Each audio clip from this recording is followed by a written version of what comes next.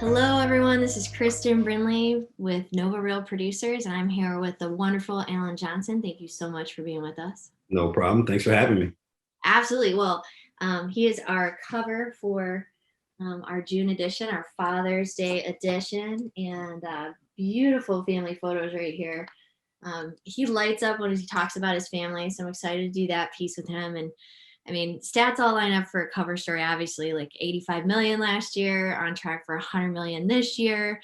And, he's definitely all about growth and leadership. And so honored to have you on the cover, AJ. And, I'd love to hear your story. So, well, let's start with though these numbers. You gave me this tip and hint of numbers, and I was like, what does this mean? So, what does 29 and 1 mean?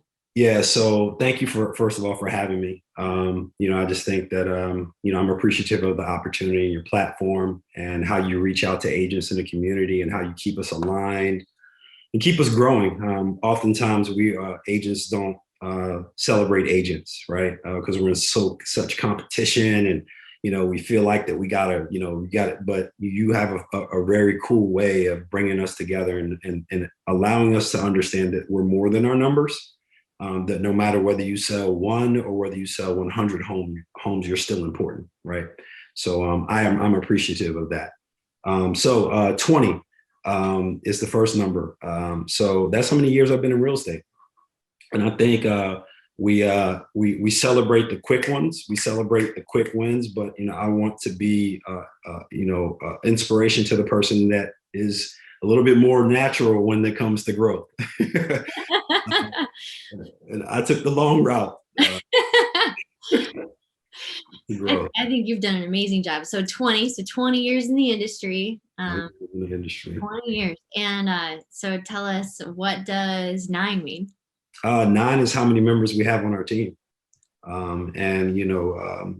People look at the numbers, but it's really not about just me, right? We've got wonderful people who have equally contributed to the success of what we do. And for me to stand on this platform and not to give kudos to Dawn and to Shay and to my wife and to Charles and to Sahid and to Alex and to Jonetta and to Josh would be a disservice to everything that they are, and everything that they mean to me and my growth and our organization. So 9 is a very important number to us. I love that. I love how you exude leadership too, and growth, and it's always fun talking to you. So what does 1 mean? 1. I'm gonna do two takes on the number 1. Number 1 is I wrote 1 book, right? So 50 things your real estate agent should tell you, but probably won't. What I found is that it starts with 1, right? It starts with 1. You got a dream, you got a goal out there. You got to start with 1 chapter, right? And that's how that book started. And then the other number 1 is I noticed we are the first African American family that we've had on your on Northern Virginia Producers. It's true. DC, I've had a couple, but Nova, I have not. Yeah. Yeah. So that means something to me. That means that we're trailblazers. That means that we're opening doors for other people that look like me to see themselves in a position of accomplishment and things like that. So, my wife pointed that out to me. We stand on the shoulders of people who broke down many doors for me to vote, broke down many doors for me to be able to go to college, broke down many doors for me to be able to run a successful business. So if I am the first of something where someone can see themselves, then I feel like I'm living in that lineage. I absolutely love what you just said. And we are such a melting pot here in the greater DC area. Like, I've had a bunch of different nationalities in both, but this, I also, I feel this one too. And, thank you for pointing it out. Yeah. Well, so let's see, why real estate? Tell us the story. Like, how did you end up in real estate? Oh man. Graduated from George Mason University. First job out of George Mason was a used car salesman. And my mom was so mad. You spent 5 years to get a 4-year degree. And your first job was to get to go sell used cars. And my dad, in his infinite wisdom, was like, "Oh, this is going to be great for Alan." You know, 2 years at the car dealership did really, really well. Just loved being around people, loved the energy, loved the sales aspect of what I was doing. I was around a lot of really good guys that, you know, every day we would bring in a Washington Post and we would pass it around and read it. We were talking about stocks. We were doing just a lot of different things. And real estate was one of those things that we had conversations about. When it was time for me to buy a house, and my dad gave me my graduation present. So he held my graduation present until I was ready to buy a house. And that graduation present was $10,000 towards buying my first house. That weekend, I went and got pre-approved, and went out to go look for a house, and, you know, went into every open house, and, you know, no one would talk to me. I was 20, I believe I was 24, 25 years old. I had cornrows. You know, I'm sure I didn't look like the prototypical buyer. Not that that should have an effect on the way anyone was treated, but there I was. So went in and out a couple open houses. The next week, my dad comes to me. He's like, "Oh, you know, I got it. You know, my he's a real estate guy. I got it." So comes up. They all talk to him, but they don't talk to me, right? And on the last home I walk into, it was an older lady, and she says, "Hey, Alan, I'll help you buy a house." I said, "Okay, great." My next day off was Tuesday, so I went to her office early on a Tuesday, and she stood me up. So I thought that was a sign. Thought about that part. Oh my God.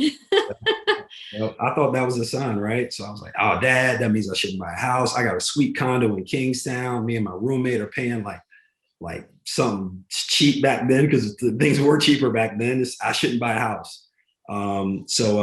I go back to the car dealership that next Wednesday, and the first person who comes in to buy a house, to buy a car from me, is a young kid, Lydio, and Lydio was a real estate agent. And I believe in signs. I believe that God moves in mysterious ways. So I knew that, you know, it couldn't have been fate. That was a divine appointment. And I went and bought a house from Lydio, and simultaneously I went to Nova. They were giving real estate classes, took my real estate license, and really decided that no one that looked like me who was capable of buying a house was ever going to go through that again. They were going to have an agent that they could work with. So I started selling houses to friends. I started selling houses to people that, you know, I went to college with, people that I met from the car dealership, and, you know, now 20 years later, and it's all good. Good for you. Good for you. I had forgotten some of that story, and it's quite a reminder, and I'm really glad you're in real estate. So tell me about this journey. It's 20 years, and you have obviously grown and grown and grown, like, especially this last like 5-10 years. So can you tell us like what that's been like? Yeah, man, it's been great. It's been great. I think people underestimate the work behind growth. And a lot of that growth happened like years before. You know, I was reading books, I was going to leadership seminars, you know, I was sitting at the feet of people that were really smart, preparing for this moment. And I didn't know I was preparing for this moment, but I knew I was preparing for something that was about more than me, right? And I think there's, you know, when people are starting to get into growth in any business, there's a difference between being a producer and being a leader, right? And 100%. there are a lot of people out there that are leaders, right? I mean, I'm sorry, a lot of people out there that are producers, but you gotta train yourself to be a leader, right? You gotta go through some things to be a leader. So, you know, really over the past 5 years, it really hasn't been about Alan's production. It's really been about like, how can you lead other people to be the better people that they need to be to produce what they want to produce, to sell the homes, to do the things that make them successful in real estate. Love what you just said. It made me think of be do have, you know. It totally made me think about that. Yeah. um, so can you tell us a little bit about the journey of, you know, writing the book? I mean, that's a great accomplishment. A lot of people talk about wanting to write a book, but you did. Yeah. So dyslexic kid, grew up not knowing that I was dyslexic, right? Just knew that I had a lot of difficulties reading, and I was embarrassed about reading, and, you know, just didn't, you know, couldn't capture the information as quickly as a lot of other people. And I think that's, you know, I think for a lot of people who are challenged, it's not the fact that you can't learn, it's the fact that you learn differently, right? And I find that people that learn a little bit slower often learn a little bit deeper, right? And they can apply things in a way that most people can't apply them. So, during that time when I was struggling, I was gaining other skills, man. I was gaining the skill of understanding story. I was gaining the skill of being able to relate to certain people. I was gaining the skill of being able to retain and to be able to output information in a way that was super valuable. And when it came time for me to go to the next level of what I thought was real estate, well, the book was one of those things that I was talking all the time. Like, I would get calls from agents about advice. I would get calls from clients about advice. I would get calls from other industry professionals about advice. And every question that they asked me, I wrote it down.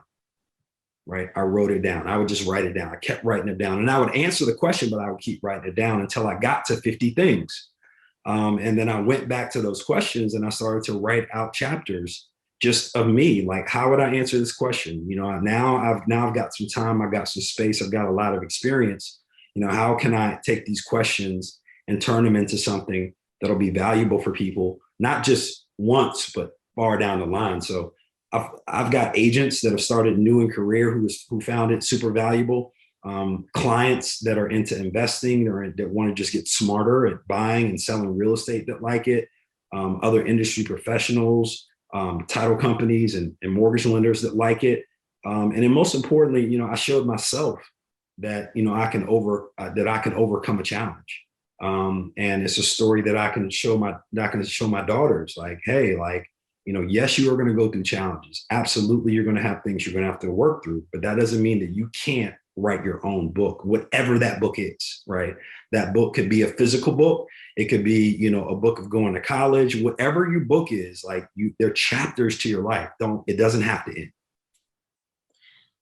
Love it. So tell us, I know you're large into growth, and you have like this growth mindset versus static mindset, and leadership and reading. So like, do you have a couple of leadership tips that you could give to people that are listening? Like, you've definitely grown your team, and we all learn from the hard knocks, right? So like, what tips could you give somebody that was looking to grow a team?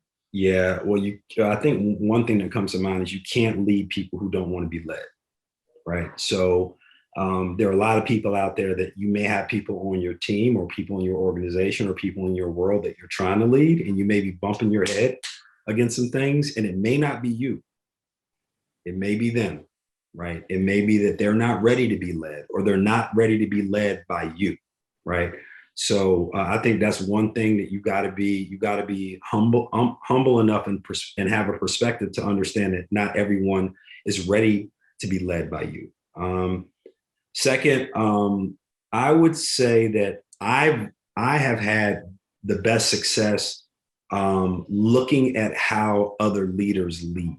Right. I don't necessarily have to have a 1, 2, 3, 4. Like, I want to see it. Like, I need to feel it. So I go back to my old basketball coaches. I go back to my old managers. I read a lot of autobiographies. And I just want to see, I want to see how people lead. And from there, I feel like I can plug and play some things that they use that I can apply to what I do. So I want to ask about like what autobiographies, like if there are a couple that have really resonated for you. And then I want to talk about your family, because that's a great segue, and, Father's Day issue, and you light up when you talk about your family. So. Yeah, for sure. So autobiographies that have touched me recently, really, really like John Thompson's book, the coach from Georgetown, basketball coach from Georgetown. He just passed away.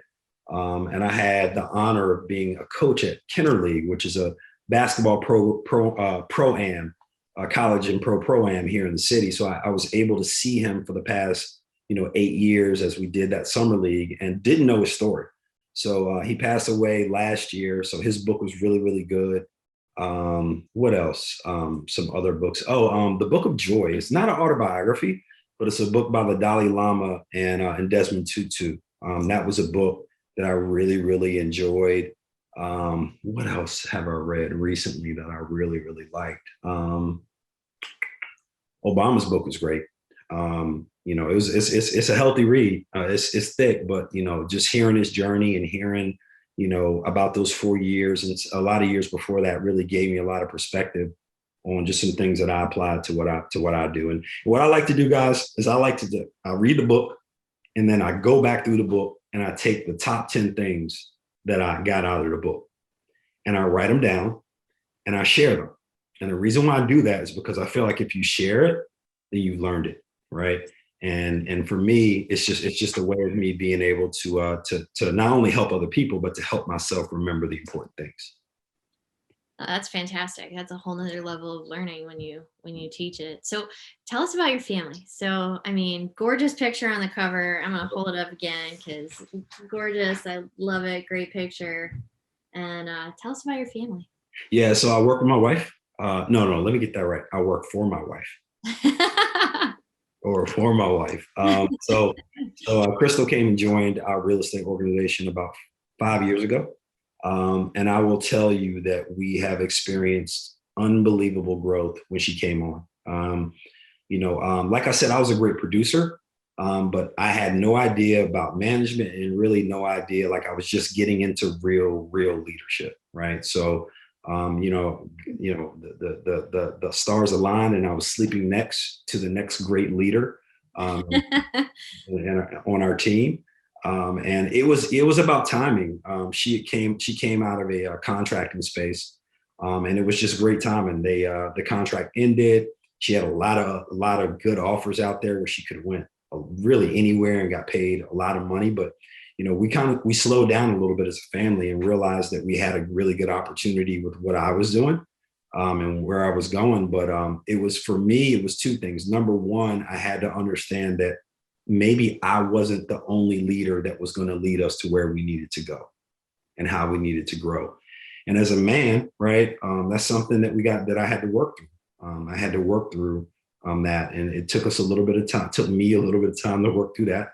And then second, she was very graceful as she came into the business. She was really willing to do a lot of the dirty work. She didn't come in saying, "Da, da, da, da, I'm the leader and this is how." No, she like did the dirty work. She made the phone calls. She put the signs up. She got into the CRM. She got into all the things that leaders don't normally do, because she wanted to know how the work felt. She wanted to know the process. So it really took us some time. Like it really took us about a year or two for her to really feel like she had a good feel on everything. And then from there, we just, it just went from growth. I mean, from the numbers from 18 to 36 to 40 to 40 something. And then we dropped. And then we went to 60, and then we went to 80.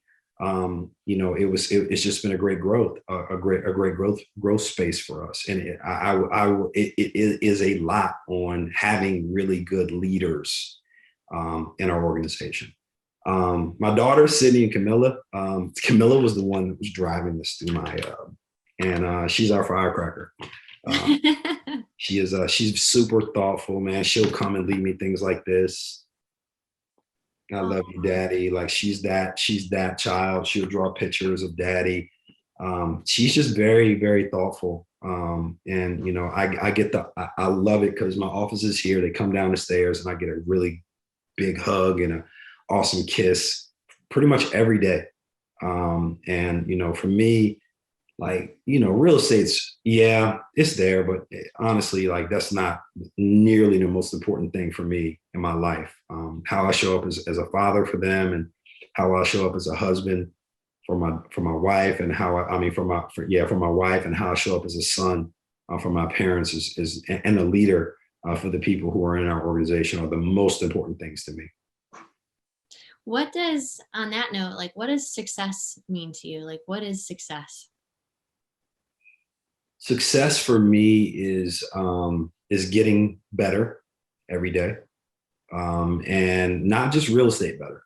Can I get better as a husband, right? Can I the things that I want that for my family, can I execute on those things, right? Can I plan a family vacation, right? Can I do those things? Can I take that hour and take that bike ride around the corner with my kids? Can I make that phone call to my mom and dad and say, "Hey, I love you. Thank you. Thank you for allowing me to be here," or slowing down to kiss my wife on the cheek and give her a hug and slap her on the butt, whatever it is. those are the things that make me feel successful at the end of the day. And then my team, man, like this was the first year where I wrote my other team members' goals on my vision board. And what I learned is it took so much pressure off of me. Like it wasn't a number that I was chasing. It was a goal that we were all trying to chase. And when you start supporting other people towards their goal, it's funny how things work out that you end up getting to your goal. Yeah, 100%. So what classes have really impacted you, like classes, or are there any quotes that, really resonate? What things could you share with our community on those? Classes, man. I think I'm in a class every day. So and I'm big on the mornings. So Hal Elrod, Miracle Morning, right? It's a book that really Love gave it. a lot of structure to my mornings. And my mornings are basically called Allen University, right? So I'm up generally about an hour and a half, 2 hours before everyone gets up in my house. I'm drinking, 100 ounces of water, through that time, flushing my body, making sure that I'm stepping into the day flushed out. I'm praying, reading the Bible. I'm journaling, writing prayers. So, not only am I saying prayers when I get up, but I'm also writing prayers out. I do that because oftentimes there are a lot of prayers that are answered that we forget about. And me being able to go back in those books and see how prayers have been answered gives me a lot of hope and a lot of perspective on, God moving in my life. I read 20 pages and I look at my vision board and I work out. So for me, that's a class every day for me, right? That's a class, and that's the class of Allen. And that's really my personal development time. That's the time where I feel like I can get smarter, time when I can get clarity, and just kind of go from there. Absolutely. My miracle mornings are so important to me. Thank you for sharing that with the community. Thank you. Yeah. Um, what is either the largest, like, what's the biggest failure do you feel you've had, and what did you learn from it? Like, what's the lesson? Yeah.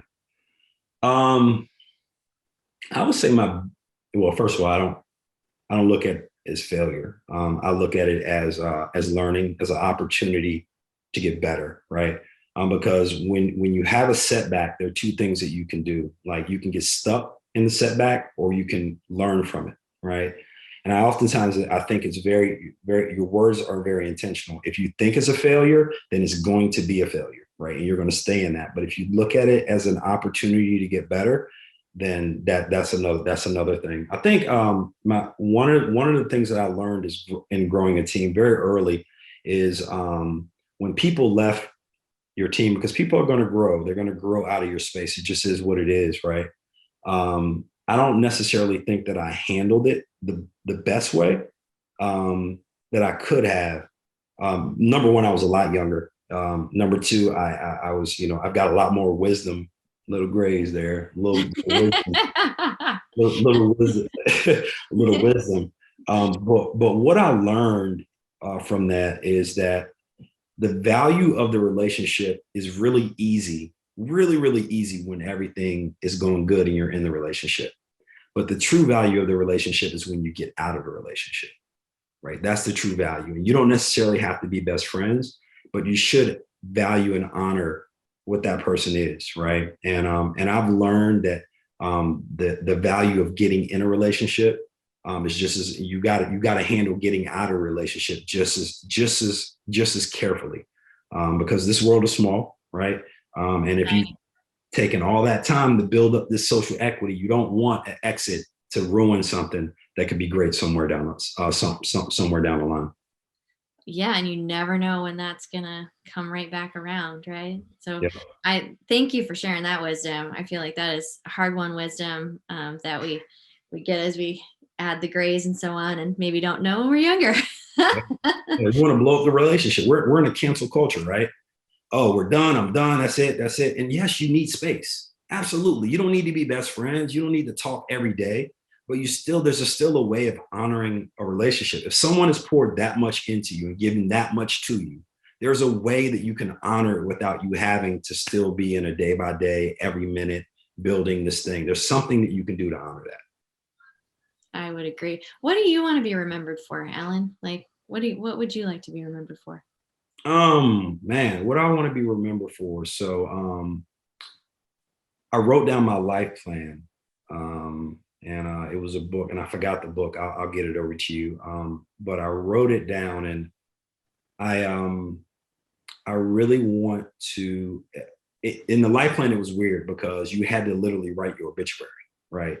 And you had to write it from like. Have you done that before? Well, yeah, and I survived cancer 7 years ago, so I made the practice of anyway. Yes. So you had to write it from different perspectives: God's perspective, from your wife, from your kids, from your parents, from the people that you work with. Like, it was all different perspectives. And the one thing that I remember from God's perspective is that you did it your way. You did it my way with your swag. So you did it my way with your swag. So, when I got into the business, and for the same reason we talked about me being us being the first African American couple, family on Northern Virginia, real producers. When I got into the business, there weren't a lot of people that looked like me, and it was almost like you had to fit within this box, right? You had to fit within this mold of how everyone else was doing their business. And as I started to mature and as I started to grow our team, I really wanted people to step into our organization to be highly professional, right? To be growth minded, to be all these things, but I wanted them to have the platform to do it with their swag, right? So in our organization, I want people to be able to do it with their swag, and obviously as a husband, I want my wife to know that I loved her in every way. I want her to know that I loved her in every way and to feel that I loved her in every way. For my kids, I want them to. I want to be the first man that they fell in love with. Yeah, that's big for me. For my parents, I want them to just be proud of me, for all the work that they put in, to me, to say that yes, this is the reason why we put all this work into this hard-headed, young man, because of what he's doing and where he is now. And in my community, I want to be an example. I want to be I want to be I want to be the bridge between, um, being highly productive and also being highly conscious of my responsibility in my community. So I know that was a lot, but remember for. No, that's beautiful, actually. That was absolutely beautiful. I love the amount of thought, attention, and detail you put into that and that exercise that you did. I think it's fantastic. I think Mm. everyone should do it. Mm. It was tough. Uh, well, is there any advice that you'd give a real producer, like something you have done that you would highly recommend that they do? I would say stop looking at realtors in your marketplace as competition. I would say that you are one relationship away from a breakthrough, and it's likely going to come from an agent that is in your marketplace. I've got really good relationships, deep relationships with agents that I've been on listing appointment competitions with, that I've been in buyer competitions with, and there's a large pie, guys, right? But those relationships are things that can change your business. I remember having a conversation with James Nellis one time. I think he was He on. nominated you for the cover, actually. Yeah. Um, I remember having a conversation with him. It was probably about 7, 8 years ago, and James has been at this level for a long time. And we were just having conversations, and he asked, "Is there anything I can pray for you about?" And I told him what I would like, and he said, "Let's go have lunch." So we had lunch, and we ended up having a conversation that literally saved the life of someone that was close to me. Saved the life of someone that was close to me. And had he looked at me like I was competition, right, that may have been a very different outcome. So, to my agent friends out there, to the people that are in the industry, The longer that you look at the people around you as competition, I think you are short circuiting your growth potential, right? So that's one thing that I would tell other agents out there. Thank you, AJ. Thank you. Um, so All right. what else? Is there anything else you'd like to say, AJ? Yeah. So we are in a very aggressive market. Let's just put it that way. Aggressive real estate market, right? I've heard it like referred to as like a war zone several times It lately. could be. Language is everything, right? It is. So I was like, ooh.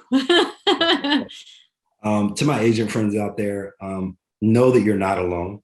If you're going through some challenges, don't be afraid to ask for help. Don't be afraid to say you're not okay. It is okay not to be okay. All of us have been in a situation where we haven't been okay. And I would tell you to lean on the people that God's put on in your sphere. If that's someone that works in your office, great. If that's another agent that you look up to, great. If that's me, that's fine too. But if you need someone, reach out and ask for help. We are a community, we're a family. At the end of the day, when the market goes from aggressive to non-aggressive, we still gonna be in the same game. So I think that we need to handle each other with a little bit more care during these times, and just being a little bit more aware that people are going through some things that we may not really truly understand. Thanks, AJ. Thank you for.